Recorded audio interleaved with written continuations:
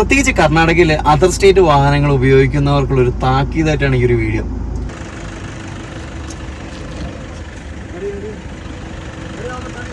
Google മാപ്പിൽ location നോക്കുകയാണ്. അപ്പോൾ ലൊക്കേഷൻ നോക്കുന്ന സമയത്ത് പെട്ടെന്ന് ഒരു വാഹനം വന്ന് എൻ്റെ വാഹനത്തിന്റെ ബാക്കിൽ ഇടിച്ചു.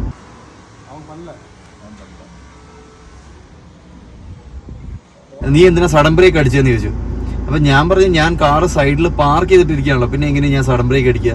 അപ്പോൾ പറഞ്ഞു, ഒരു കാര്യം ചെയ്യും, നീ എൻ്റെ വാഹനം റെഡിയാക്കി തന്നിട്ട് നീ പൊക്കോ, അതുവരെ നിന്റെ വാഹനം ഞാൻ ഉപയോഗിക്കാം. നമ്മൾ ഫാമിലി ആയിട്ടാണ് രാത്രിയിൽ പുറത്തിറങ്ങിയത്. അപ്പോൾ നമ്മൾ എക്സ്ട്രാ കെയർഫുൾ ആയിരിക്കണം വേറെ അന്യനാട്ടിൽ പോയി ജീവിക്കുന്ന സമയത്ത്. അത് മാത്രമല്ല, സ്വന്തം നാട്ടിൽ പോലും ജീവിക്കാൻ പറ്റാത്ത അവസ്ഥയാണെന്നുള്ളത് ഇന്നത്തെ പത്രങ്ങൾ നോക്കിക്കഴിഞ്ഞാൽ നിങ്ങൾക്ക് ഏകദേശമൊക്കെ മനസ്സിലാവുമല്ലോ. ഹെഡ് കോൺസ്റ്റബിൾ പറഞ്ഞു, ഇത് സംഭവം വരുന്നില്ല, നിങ്ങൾ ഇവരെ പുറത്തുനിന്ന് സെറ്റിൽ ചെയ്ത് വിട്ടേക്കും. കാരണം മറ്റൊന്നുമില്ല, ഇവര് ഇവിടുത്തെ ലോക്കൽ ഗുണ്ടകളാണ്. ഇൻഷുറൻസ് ക്ലെയിം ചെയ്യാന്ന് പറഞ്ഞപ്പോൾ എൻ്റെ അടുത്ത് പറഞ്ഞു, നീ എന്നെ ഇൻസൾട്ട് ചെയ്യണമെന്ന്. അപ്പം നമ്മൾ മനസ്സിലാക്കേണ്ട ഒരു കാര്യം എന്താണെന്ന് വെച്ച് കഴിഞ്ഞാൽ, ഇൻഷുറൻസ് എന്ന് പറയുമ്പം ഇൻസൾട്ട് എന്ന് ചിന്തിക്കുന്ന അത്രത്തോളം ബുദ്ധി ഇവർക്കുള്ളൂ എന്നുള്ളതാണ്. ഇത്തരം വാഹനങ്ങളുമായിട്ട്, പ്രത്യേകിച്ച് ഇങ്ങനത്തെ വാഹനങ്ങളുമായിട്ട് ഇടിക്കാൻ വരരുത്. വന്നു കഴിഞ്ഞാൽ ശരി, എനിക്കും പരിക്ക് പറ്റും, പക്ഷേ നിങ്ങൾക്ക് പറ്റുന്ന പരിക്ക് വെച്ച് കമ്പയർ ചെയ്യുമ്പം എനിക്കൊന്നും ഉണ്ടാവില്ല. ഇന്നോവേൻ്റെ അവസ്ഥ എന്താണെന്ന് നോക്കിക്കോളൂ. ശരിക്കും പറഞ്ഞു കഴിഞ്ഞാൽ കർമ്മ എന്ന് പറഞ്ഞ പോലെ തന്നെയാണ്.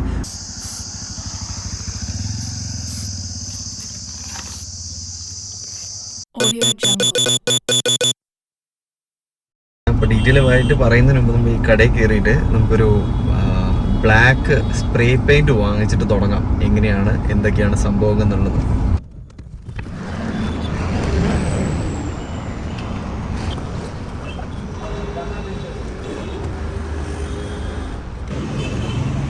അങ്ങനെ നമ്മൾ സ്പ്രേ പെയിന്റ് വാങ്ങിച്ച് ഇനി നമ്മൾ പെയിന്റ് അടിക്കാൻ വേണ്ടി പോവാണ്.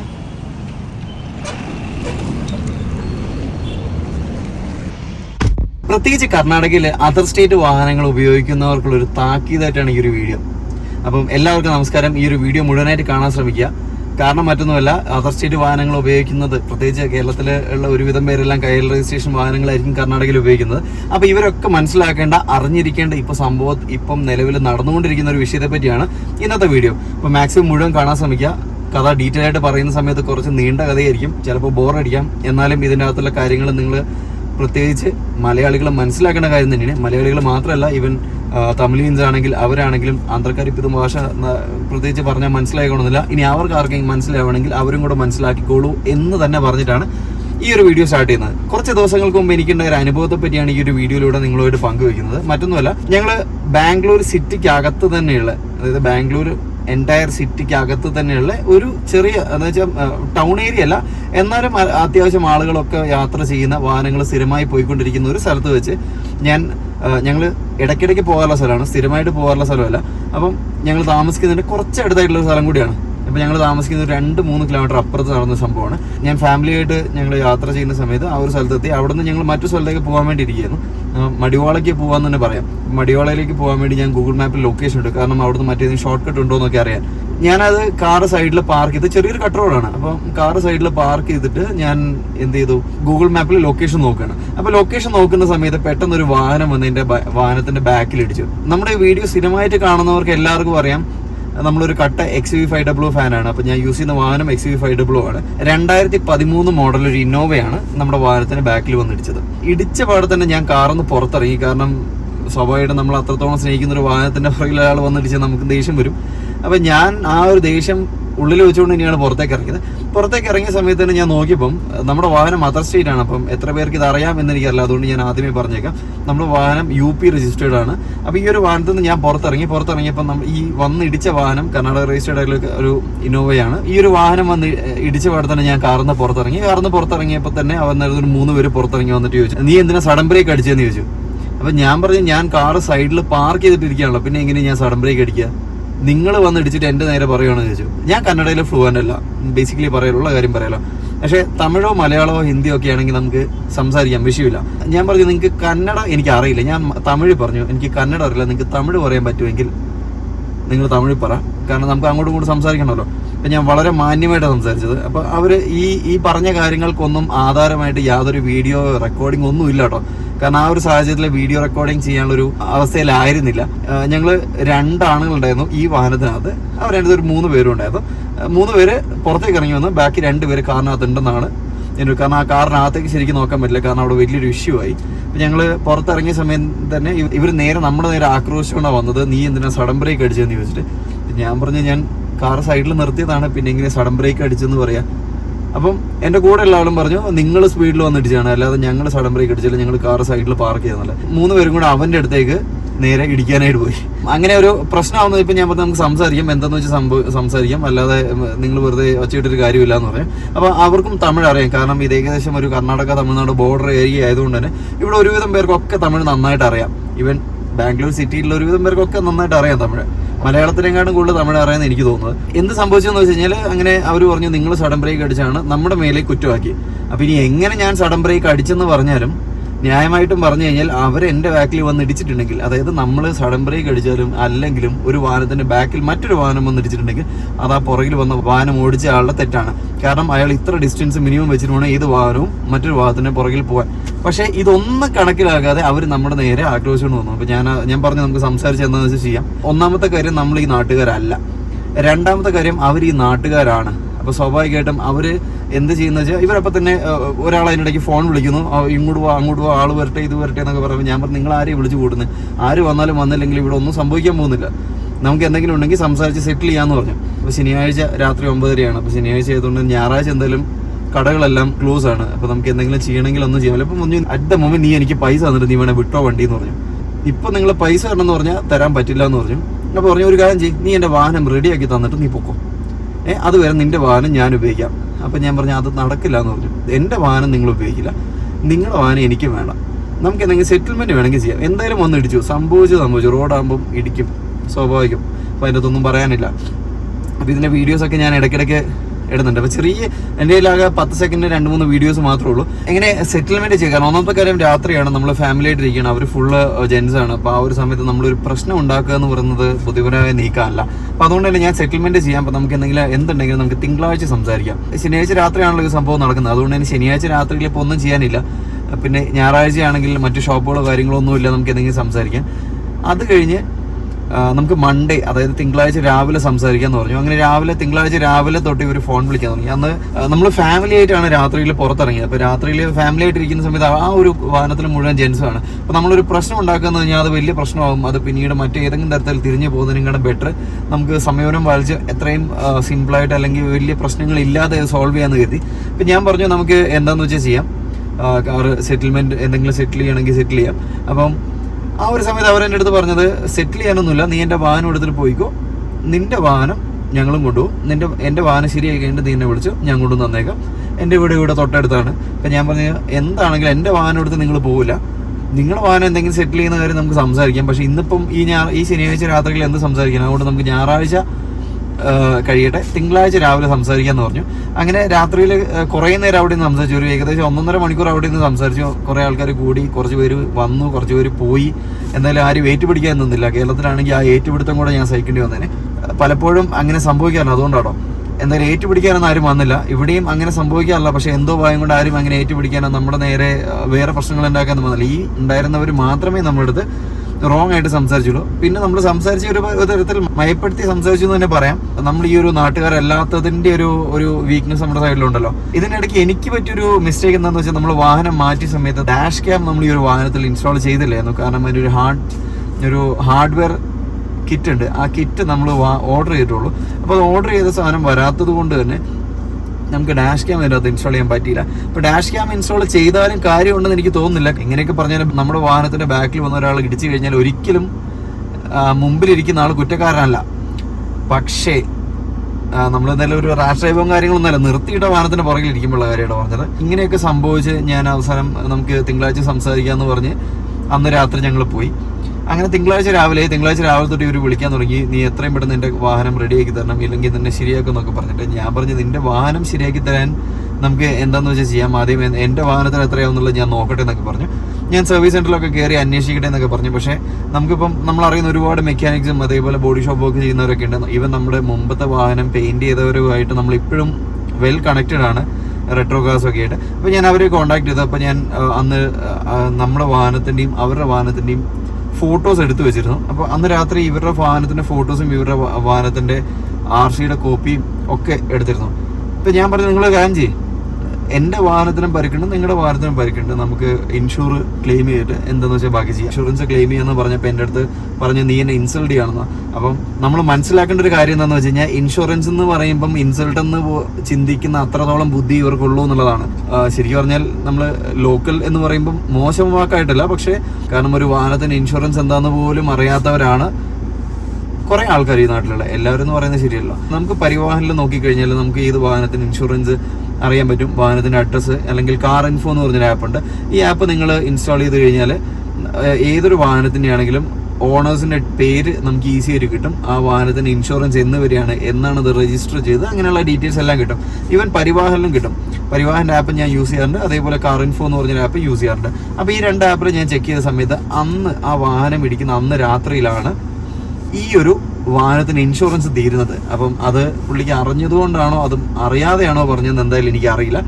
പക്ഷേ ഞാൻ പറഞ്ഞതുപോലെ ഇൻഷുറൻസ് എന്ന് പറഞ്ഞപ്പം ഇൻസൾട്ട് എന്ന് ചിന്തിച്ച ഈ വിദ്വാനെ അടുത്ത് കൂടുതൽ ഇനി സംസാരിക്കുന്ന കാര്യമില്ലെന്ന് പറഞ്ഞു. അപ്പോഴേക്ക് പുള്ളി എന്നോട് പറഞ്ഞു നിങ്ങളുടെ അടുത്ത് വേറൊരാൾക്ക് സംസാരിക്കണം. അങ്ങനെ പുള്ളി വേറൊരാൾക്ക് ഫോൺ കൊടുത്തു.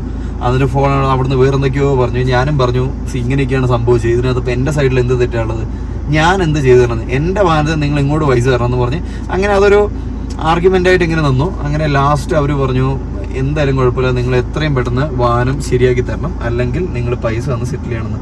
ഞാൻ അങ്ങനെ എൻ്റെ ഒരു ഫ്രണ്ടിനെ വിളിച്ച് പുള്ളി അതേപോലെ തന്നെ എൻ്റെ തോന്നി നമുക്കൊരു കാര്യം ചെയ്യാം, പോലീസ് സ്റ്റേഷനിൽ കംപ്ലയിൻറ്റ് കൊടുക്കുക. അപ്പോൾ പോലീസ് സ്റ്റേഷനിൽ ചെന്ന സമയത്ത് പോലീസുകാർ പറഞ്ഞത്, അവിടുത്തെ ഒരു ഹെഡ് കോൺസ്റ്റബിൾ പറഞ്ഞു ഇത് സംഭവം വരുന്നില്ല, നിങ്ങൾ ഇവരെ പുറത്തുനിന്ന് സെറ്റിൽ ചെയ്ത് വിട്ടേക്കുക. കാരണം മറ്റൊന്നുമില്ല, ഇവർ ഇവിടുത്തെ ലോക്കൽ ഗുണ്ടകളാണ്. അപ്പം അവരെ നമ്മൾ വെറുതെ പിണക്കാൻ നിന്ന് കഴിഞ്ഞാൽ അത് നിങ്ങൾക്ക് ഇപ്പം നിങ്ങൾ വലിയ കുഴപ്പമില്ലാതെ പോകും, പക്ഷേ പിന്നീട് അവർ എന്തെങ്കിലും കേസ് ഇട്ട് കഴിഞ്ഞാൽ പിന്നെയും വരും, അത് നിങ്ങൾക്ക് വലിയ ബുദ്ധിമുട്ടാകും. അതുകൊണ്ട് മാക്സിമം സെറ്റിൽ ചെയ്ത് വിട്ടേക്കാൻ പറഞ്ഞു. പോലീസുകാർ പോലും ഇങ്ങനെ പറയുന്ന സമയത്ത് നമ്മൾ സ്വാഭാവികമായിട്ടും ചിന്തിക്കുക എന്തെങ്കിലും കൊടുത്ത് ഒഴിവാക്കാം വീട്. പക്ഷേ ഇവർ പറയുന്നത് ആ വാഹനത്തിൻ്റെ ഫുൾ പണി നമ്മൾ ചെയ്തു കൊടുക്കണം. ഫ്രണ്ടിനെ അറിയുന്ന ഡീലർഷിപ്പിൽ വിളിച്ചു. അവർ വാഹനമായിട്ട് അങ്ങോട്ട് പോകാം, നമുക്ക് സംസാരിക്കാമെന്ന് പറഞ്ഞു. അങ്ങനെ ഞാൻ ഇവരോട് അവിടെ ചെന്നിട്ട് ഈ വാഹനത്തിൻ്റെ പണി മുഴുവൻ കംപ്ലീറ്റ് ചെയ്യാൻ എത്രയാവും നമുക്കൊരു കൊട്ടേഷനോ കിട്ടാൻ അവരുടെ അടുത്ത് കൊടുത്തിട്ട് അവരെന്ത് ചെയ്യുന്നു വെച്ചാൽ ആ വാഹനത്തിൻ്റെ ഒരു കൊട്ടേഷൻ തന്നു. 1,30,000 രൂപേൻ്റെ പണി ആ വാഹനത്തിൻ്റെ മുകളിലുണ്ട്. അപ്പം 1,30,000 എന്ന് വെച്ചപ്പോൾ ഞാനും ഒന്ന് ഞെട്ടി. 1,30,000 രൂപ. അപ്പം ഞാൻ അവരോട് ശരിക്കും ചോദിച്ചു നിങ്ങൾ ഉള്ള കാര്യം തന്നെയാണോ പറയുന്നത്, ഇത്രയും എമൗണ്ട് വരുമോ? അപ്പോൾ അവർ പറഞ്ഞു ഇതിൻ്റെ ഈ ഒരു വാഹനത്തിൻ്റെ ഫ്രണ്ട് ബമ്പർ റീപ്ലേസ് ചെയ്യണം, ബോണറ്റ് റീപ്ലേസ് ചെയ്യണം, ഗ്രില്ല് റീപ്ലേസ് ചെയ്യണം, സൈഡ് ഫെൻഡർ റീപ്ലേസ് ചെയ്യണം, ഹെഡ്ലൈറ്റ് റീപ്ലേസ് ചെയ്യണം. പിന്നെ ഇതിൻ്റെ ഉള്ളിൽ ഈ ഒരു ചെറിയ ഇടിയാണ് സംഭവിച്ചതെങ്കിലും ആ വാഹനത്തിന് ടയർ വരെ ജാമായി പോയിരുന്നു, ഫ്രണ്ട് ടയർ. അപ്പോൾ നിങ്ങൾ ചിന്തിക്കുന്നുണ്ടാവും അപ്പോൾ എൻ്റെ വാഹനത്തിന് എന്ത് പറ്റിയെന്ന്. സത്യം പറയാലോ, ഞാൻ ഭയങ്കര ഹാപ്പിയാണ്. കാരണം വേറൊന്നുമില്ല, ഇത്രയൊക്കെ അവരുടെ വാഹനത്തിന് സംഭവിച്ചതിനല്ല, പക്ഷെ നമ്മുടെ വാഹനത്തിന് ആകെ സംഭവിച്ചത് നമ്മുടെ റിയർ ബമ്പറിന് ചെറിയൊരു പൊട്ടുണ്ട്. ഇത് ഫൈബർ ആണല്ലോ, സ്വാഭാവികം പൊട്ടും. അതേപോലെ ടെയിൽ ലാമ്പിന് ഒരു പൊട്ടുണ്ട്. അപ്പം ശരിക്കും പറഞ്ഞാൽ എനിക്ക് ആ ബമ്പറിൻ്റെ പൊട്ട് ഒഴിവാക്കുകയാണെങ്കിൽ എനിക്കൊരു 3,000 രൂപ ടെയിൽ ലാമ്പ് വാങ്ങിച്ചിടുന്ന കേസേ ഉള്ളൂ, വേറെ ഒന്നും പറ്റിയിട്ടില്ല. പക്ഷേ ഇവൻ്റെ വാഹനത്തിന് 1,30,000 രൂപയാണ്. അത് GST അടക്കം 1,60,000 രൂപേൻ്റെ കൊട്ടേഷനാണ് ആ വാഹനത്തിന് വന്നത്. അപ്പം ഇത് കേട്ട ഞാനും ഞെട്ടി, കേട്ട അവനും ഞെട്ടി. അപ്പം ലാസ്റ്റ് നമ്മൾ ഈ സംസാരിച്ചപ്പോൾ അവർ പറഞ്ഞു 50-50, അതായത് ഇൻഷുറൻസ് ക്ലെയിം ചെയ്യുന്ന എമൗണ്ട് നമുക്ക് കൊടുക്കാം, അത് കഴിഞ്ഞ് ബാക്കി വരുന്ന എമൗണ്ട് അവർ കൊടുക്കണം എന്നുള്ള രീതിയിലൊക്കെ ആയി. കാരണം ഇവരുമായിട്ട് നമ്മൾ അനാവശ്യമായിട്ട് പ്രശ്നം ഉണ്ടാക്കുന്നതിൽ കാര്യമില്ല. പക്ഷേ ഇത് നമ്മുടെ ബാക്കിൽ വന്നിടിച്ചിട്ട് നമ്മൾ അങ്ങോട്ട് പൈസ കൊടുക്കേണ്ട ഒരു സാഹചര്യമൊക്കെ വന്നു. അപ്പം പക്ഷേ പിന്നീട് അവർ തന്നെ എന്നെ വിളിച്ചിട്ട് പറഞ്ഞു നീ എനിക്ക് ആ പൈസ തന്നേക്ക്, ഞാൻ എവിടെയാണെന്ന് വെച്ചാൽ കൊണ്ടുപോയി പണിതോളം. ഞാൻ പറഞ്ഞു നടക്കുന്ന കാര്യമില്ല, നിങ്ങൾക്ക് വേണമെങ്കിൽ ഒരുപാട് ഓപ്ഷൻ ഉണ്ട്. ഇതൊരു 19,000 രൂപേൻ്റെ കേസേ ഉള്ളൂ. ശരിക്കും പറഞ്ഞാൽ 1,00,000 ഇത്രയും എമൗണ്ട് ഒന്നും വരില്ല. നിങ്ങൾ ഈ പറയുന്ന പാർട്സൊക്കെ യൂസ്ഡ് പോലും വാങ്ങിച്ചിട്ട്, കാരണം പഴയ വണ്ടിയാണ്, അതിൻ്റെ മുകളിൽ ഫുള്ള് റീപെയിൻറ്റ് ചെയ്ത് കഴിഞ്ഞാൽ പാർട്സ് റീപ്ലേസ് ചെയ്ത് റീപെയിൻറ്റ് ചെയ്ത് ഇത്ര പൈസ വരില്ല, 19,000 രൂപ വരുള്ളൂ. അപ്പോൾ അതിന് വേണ്ടി എന്തെങ്കിലും സെറ്റിൽമെൻ്റ് ഒക്കെ ചെയ്യാമെന്നൊക്കെ പറഞ്ഞ് ലാസ്റ്റ് അവർക്ക് കുറച്ച് ക്യാഷ് കൊടുത്ത് നമ്മൾ ഒഴിവാക്കേണ്ടി വന്നു.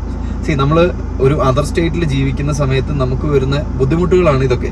ഈ ഒരു സംഭവം നടന്നതിന് ശേഷം ഞാൻ ഒരുപാട് യൂട്യൂബിലൊക്കെ സെർച്ച് ചെയ്യുന്നു. അപ്പോൾ നമ്മൾ റോഡ് റേജ് ഇൻ ബാംഗ്ലൂരിൽ നിന്ന് ഗൂഗിളിൽ വെറുതെ സെർച്ച് ചെയ്ത് കഴിഞ്ഞാൽ തന്നെ ഇഷ്ടംപോലെ വീഡിയോസ് ആണുള്ളത്, ഇഷ്ടംപോലെ വീഡിയോസ്. അപ്പോൾ ഈ ഒരു വീഡിയോസൊക്കെ കാണുമ്പോൾ മനസ്സിലാക്കാൻ പറ്റും ഒരുപാട് പേര്, അതായത് ബൈക്കിൽ വന്ന് ചേസ് ചെയ്തിട്ട് ഗ്ലാസ് കുത്തി പൊട്ടിക്കുന്നതും, അതേപോലെ തന്നെ ഇതേപോലെ റോഡ് സൈഡിൽ വെച്ചിട്ട് ഡ്രൈവറെ മർദ്ദിക്കുന്നത്, അങ്ങനെ ഒരുപാട് സംഭവങ്ങൾ ബാംഗ്ലൂർ സിറ്റിയിൽ നടക്കുന്നുണ്ട്. ഇതെല്ലാം ബാംഗ്ലൂർ പോലീസിന് മൂക്കുന്നുമ്പത്താണ്. പക്ഷേ പോലീസുകാർക്ക് എന്ത് ചെയ്യാൻ പറ്റും? ഇത് ഇവിടെയുള്ള ലോക്കൽസ് ആവാം, അല്ലെങ്കിൽ ഇവിടെയുള്ള കുറേ വരുത്തന്മാരാവാം. കാരണം ബാംഗ്ലൂർ സിറ്റി എന്ന് പറയുമ്പോൾ അറിയാലോ, ഇവിടുത്തെ ലോക്കൽസ് മാത്രമല്ല, ഇവിടെ ഒരുപാട് വരുത്തന്മാരുണ്ട്. അത് വരുത്തെന്ന് പറയുമ്പോൾ നമ്മളടക്കമുള്ള മലയാളീസും അതേപോലെ തമിഴിയൻസും ആന്ധ്രക്കാരും അങ്ങനെ ഒരുപാട് പേരുണ്ട്. ഇപ്പം ഇവരിൽ ആരും ആവാം ഇവിടുത്തെ ഭാഷയൊക്കെ അറിയുമ്പം ഇത് പുറമേ നിന്ന് കാണുന്ന എന്നെപ്പോലെ ഒരാൾ ചിന്തിക്കുക എന്താ, ഓക്കെ ഈ കന്നഡ പറയുന്നുണ്ട്, അപ്പോൾ ഇവൻ ഈ നാട്ടുകാരനായിരിക്കും. അപ്പം അങ്ങനെ ഞാൻ ഇത് കന്നഡക്കാർ തന്നെ ആയിരിക്കണം എന്നില്ല. പക്ഷേ ഒരുപാട് വീഡിയോസ് നമ്മൾ യൂട്യൂബിൽ കാണുന്നുണ്ട്. അപ്പോൾ ഈ ഒരുപാട് വീഡിയോസ് എല്ലാം കാണുന്നതിൻ്റെ ഒരു ഇതിൽ നമുക്ക് മനസ്സിലായി ഇതൊരു സർവ്വസാധാരണമായ സംഭവമാണ്. പ്രത്യേകിച്ച് അതർ സ്റ്റേറ്റ് വാഹനങ്ങൾ കാണുന്ന സമയത്ത് ഇങ്ങനെ ഒരുപാട് പ്രശ്നങ്ങൾ പല രീതിയിലും നമ്മൾ അനുഭവിക്കേണ്ടി വരും എന്നുള്ളത്.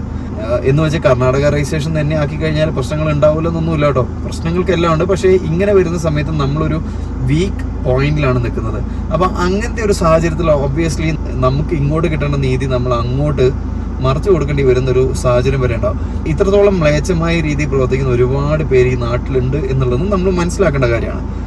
അപ്പോൾ ഈ ഒരു വീഡിയോ കാണുന്നവരെല്ലാം മനസ്സിലാക്കേണ്ടത് അതർ സ്റ്റേറ്റ് വാഹനങ്ങളുമായിട്ട് വരുന്ന സമയത്ത് നമ്മൾ എക്സ്ട്രാ കെയർഫുൾ ആയിരിക്കണം എന്നുള്ളതാണ്. ഇതേപോലെ ദുരനുഭവങ്ങൾ നിങ്ങൾക്ക് ഉണ്ടായിട്ടുണ്ടെങ്കിൽ കമന്റ് ചെയ്യുക. കാരണം ഇത് വായിക്കുമ്പോൾ ഒരുപാട് പേർക്ക് മനസ്സിലാക്കാം. അപ്പോൾ നമ്മൾ എക്സ്ട്രാ കെയർഫുൾ ആയിരിക്കണം വേറെ അന്യനാട്ടിൽ പോയി ജീവിക്കുന്ന സമയത്ത്.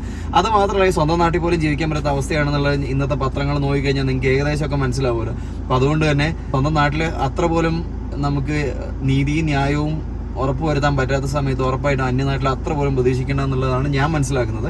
അപ്പോൾ എന്തൊക്കെയാണെങ്കിലും ഈ ഒരു വീഡിയോ കണ്ടിട്ട് ഇത്തരം സാഹചര്യങ്ങൾ ഇനി വരാൻ സാധ്യതയുണ്ടെന്ന് മനസ്സിലാക്കി മുമ്പോട്ട് ജീവിക്കുക, അല്ലാതെ എന്ത് ചെയ്യാനല്ലേ. നമ്മളിപ്പോൾ ആ ഒരു ടെയിലാമ്പ് മാത്രം മാറ്റി വെച്ചാൽ ഒരു 3200 rupees നമുക്ക് എക്സ്പെൻസ് വന്നുള്ളൂ. അത് കഴിഞ്ഞ് നമ്മളിപ്പം ആ ഒരു ബമ്പറിൻ്റെ കുറച്ച് ബ്ലാക്കിൻ്റെ മുകളിൽ കുറച്ച് വന്ന മാസ്ക് നമ്മൾ ജസ്റ്റ് ഒന്ന് ഈ ഒരു സ്പ്രേ പെയിൻറ്റ് വെച്ചിട്ടൊന്ന് അടിച്ചു നോക്കാം. സ്പ്രേ പെയിൻറ്റ് വെച്ച് അടിച്ച് കഴിഞ്ഞിട്ട് എങ്ങനെ വരുമെന്നുള്ളത് മനസ്സിലാക്കാം. അപ്പോൾ ഈ സ്പ്രേ പെയിൻ യൂണിസോൾ എന്ന് പറഞ്ഞ ഒരു സ്പ്രേ പെയിനാണ്. അപ്പം ഇതിൻ്റെ മുകളിൽ ഓൾറെഡി എഴുതിയിട്ടുണ്ട് നമുക്ക് ഈ കാസിൻ്റെ മുകളിൽ ഓട്ടോമൊബൈലിലൊക്കെ നമുക്കിത് സ്പ്രേ പെയിൻ അടിക്കാം എന്നുള്ളത്. അപ്പം ജസ്റ്റ് ഒന്ന് അടിച്ചു നോക്കാം എങ്ങനെ വരുമെന്നുള്ളതും കൂടെ മനസ്സിലാക്കാമല്ലോ.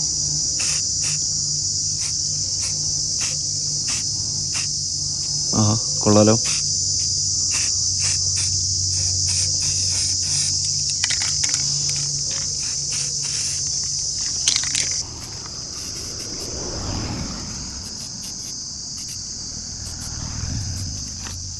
അപ്പോൾ നമ്മൾ വാങ്ങിച്ച പെയിന്റ് എന്തായാലും ഞാൻ ജസ്റ്റ് സ്പ്രേ പെയിന്റ് ചെയ്ത്, കാരണം അതൊരു ശരിക്കും പറഞ്ഞാൽ ബമ്പർ വെൽഡിങ് ചെയ്യാവുന്നതേ ഉള്ളൂ എന്നൊക്കെയാണ് പറയുന്നത്. അപ്പം ഞാനൊരു മെക്കാനിക്കിനൊന്നും കൊണ്ട് കാണിച്ചില്ല. ജസ്റ്റ് നമ്മുടെ വാഹനത്തിൻ്റെ ടെയിൽ ലാമ്പ് ഒരു 3200 കൊടുത്ത് മാറ്റി വെച്ചു. അത് കഴിഞ്ഞ് ഒരു 150 രൂപയുടെ സ്പ്രേ പെയിന്റ് മേടിച്ച് ഞാൻ മേടിച്ചു. അപ്പോൾ അത് കണ്ടാൽ മനസ്സിലാവുക പോലും ഇല്ല അവിടെ ഉണ്ടെന്നുള്ളത്. പക്ഷേ ഇന്നോവേൻ്റെ അവസ്ഥ എന്താണെന്ന് നോക്കിക്കോളൂ. ശരിക്കും പറഞ്ഞു കഴിഞ്ഞാൽ കർമ്മ എന്ന് പറഞ്ഞ പോലെ തന്നെയാണ്. അപ്പോൾ ഇന്നോവക്കാരന് ഇനി എന്തൊക്കെ പണിയുണ്ട്, എത്ര ദിവസം അത് വർക്ക്ഷോപ്പിൽ കിടക്കണ വാഹനം, ഇനി എന്തൊക്കെ പണിയുണ്ട്, എത്ര രൂപേൻ്റെ ചിലവുണ്ട്, നമുക്കൊന്നും പറ്റിയിട്ടില്ല. അപ്പോൾ നമുക്ക് പറ്റിയിട്ടില്ലേന്ന് ചോദിച്ചാൽ ഉണ്ട്, പക്ഷേ എന്നാലും കാര്യമായിട്ടുള്ളൊന്നും പറ്റിയിട്ടില്ല. അപ്പോൾ അത് മനസ്സിലാക്കി ഇത്തരം വാഹനങ്ങളുമായിട്ട്, പ്രത്യേകിച്ച് ഇങ്ങനത്തെ വാഹനങ്ങളുമായിട്ട് ഇടിക്കാൻ വരരുത്. വന്നു കഴിഞ്ഞാൽ ശരി എനിക്കും പരിക്ക് പറ്റും, പക്ഷേ നിങ്ങൾക്ക് പറ്റുന്ന പരിക്ക് വെച്ച് കമ്പയർ ചെയ്യുമ്പം എനിക്കൊന്നും ഉണ്ടാവില്ല. അപ്പോൾ അത് ഇപ്പം ഇങ്ങനെയുള്ള പല കാരണങ്ങളുകൊണ്ടാണ് നമ്മൾ മഹീന്ദ്രനെ അത്രത്തോളം ഇഷ്ടപ്പെടുന്നത്. ശരിക്കും പറഞ്ഞു കഴിഞ്ഞാൽ ഞാൻ ടാറ്റേനെ ഇഷ്ടപ്പെടേണ്ടവനാണ്. പക്ഷേ എന്തുകൊണ്ടോ ടാറ്റ വാഹനങ്ങളോടുള്ള പ്രിയം കുറച്ച് കുറവാണ്. ടാറ്റ വാഹനങ്ങൾ മോശമാണെന്നല്ല, പക്ഷേ നിലവിലിപ്പം മഹീന്ദ്രയോടുള്ള ഒരു ഇഷ്ടം ടാറ്റയോട് വന്നിട്ടില്ല. അപ്പോൾ വരുന്ന സമയത്ത് ടാറ്റയിലോട്ട് മാറാമെന്ന് തന്നെ ചിന്തിക്കുന്നത്. എന്തായാലും ഇത്തരം സാഹചര്യങ്ങളും അനുഭവങ്ങളും ഒക്കെ ഒരുപാട് മലയാളികൾക്ക് വന്നിട്ടുണ്ടെന്നാണ് ഞാൻ മനസ്സിലാക്കുന്നത്. അപ്പോൾ എന്തായാലും നിങ്ങൾ വീഡിയോ മുഴുവൻ കണ്ടതിൽ സന്തോഷം. അതുമാത്രമല്ല ഇത്തരം സാഹചര്യങ്ങളിലൂടെ നിങ്ങളാരും പോകാതിരിക്കട്ടെ എന്ന് ആശംസിച്ചുകൊണ്ട് ഈ വീഡിയോ നിർത്തുകയാണ്. Thanks for watching. അപ്പോൾ നമ്മുടെ ചാനൽ സബ്സ്ക്രൈബ് ചെയ്യാൻ മറക്കണ്ട.